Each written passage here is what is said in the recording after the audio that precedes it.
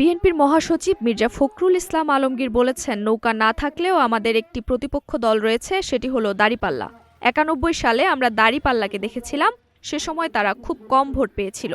২৮ জানুয়ারি বুধবার বিকেলে ঠাকুরগাঁও সদর উপজেলা চিলারং ইউনিয়নের মোলানি বাজারে নির্বাচনী প্রচারণার গণসংযোগে প্রধান অতিথির বক্তব্যে তিনি এসব কথা বলেন। তিনি বলেন, বিএনপি একটি পরীক্ষিত দল এবং আমি আপনাদের ব্যক্তিগতভাবে পরিচিত লোক। দীর্ঘদিন আপনাদের সাথে কাজ করেছি, কখনো আপনাদের ছেড়ে যায়নি। আগামী নির্বাচনে আপনারা যদি আমাকে নির্বাচিত করেন, তাহলে ঠাকুরগাঁওয়ের উন্নয়নের জন্য আমি কাজ করব। মহাসচিব আরও বলেন, এর আগে আমরা কখনো ভোট দিতে পারিনি, সব ভোট ফ্যাসিস্ট হাসিনা নিয়ে গেছে।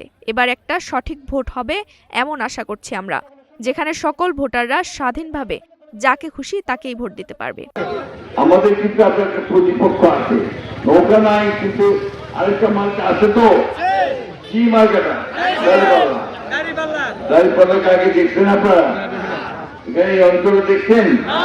৯১ সালে ছিল, আপনার ছেলেরা দেখে নাই। ৯১ সালে দাঁড়িপাল্লা ছিল, তখন আপনারা খুব কম ভোট পেয়েছিল, ঠিক না? আমার কথা হচ্ছে যে আমি আপনাদের পরিচিত, দীর্ঘকাল ধরে আপনাদের সঙ্গে কাজ করে এসেছি, কোনদিন আপনাদেরকে ছেড়ে যায়নি। ইনশাআল্লাহ আগামী নির্বাচনে আপনারা যদি আমাকে সমর্থন করেন, তাহলে আপনাদের আমি বাকি কাজগুলো করার চেষ্টা করবো। আপনাদের এখনো কিছু কাজ বাকি আছে। নুসরাত জাহান জেরিন, নাগরিক প্রতিদিন।